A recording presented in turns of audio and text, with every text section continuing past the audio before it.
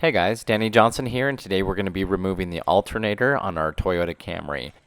Please refer to a proper service repair manual when you're doing this, just in case I miss a step or interpret something differently.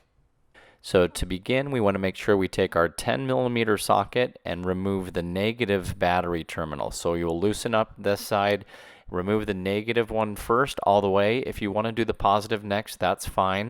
And we're going to remove the 14mm bolt on the side of the alternator, and you don't have to take it all the way out yet. It just has to be loosened enough that the alternator will pivot.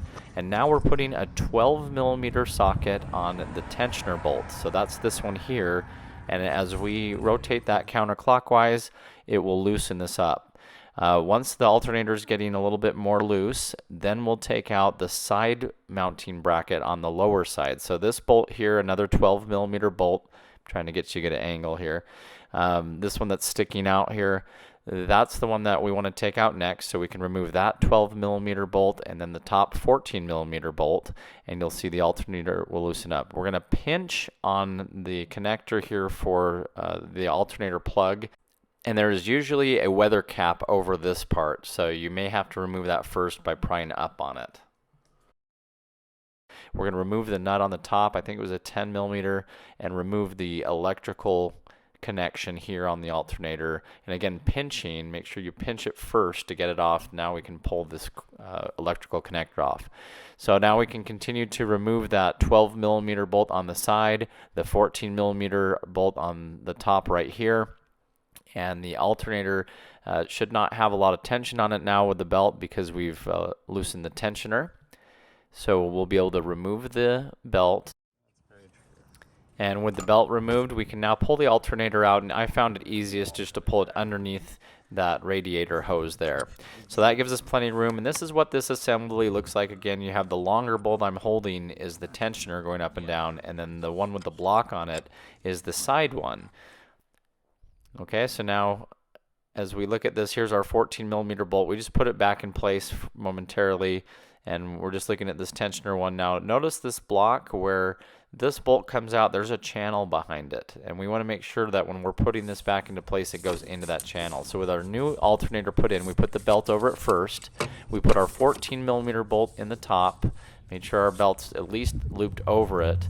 And so with our tensioner down here, we're going to come in from the side with our side mounting bolt. And so as it goes through that block, we want to make sure it also goes through this channel. So if you look closely, there is a channel that this bolt is having to go into. So coming from the side and going into the channel, now you can see as we move this alternator up and down, we're pivoting it with that top bolt in place. Eventually we'll line it up so we can get this side bolt going into the alternator right here on the side. Okay, so you might have to loosen that tensioner to get it loose enough to where you can line those two up. But as you can see now, we're just tightening this, and it's going into the alternator housing itself. So we'll go ahead and tighten that all the way down. Okay, with our belt, we're making sure that it's in place. Now on this model, the belt will go from the alternator straight down and around the air conditioning compressor pulley, then over to the crankshaft pulley, and then back up to the alternator. Made sure that we got that bolt into place, and right now that bolt is mounted there. As you can see, it's moving up and down, so make sure it's going through that channel and into the alternator. Now we can bring in our 12mm socket, and we can tighten up the tensioner. Once the belt is tight, then you want to make sure that the side mounting ones are completely tight.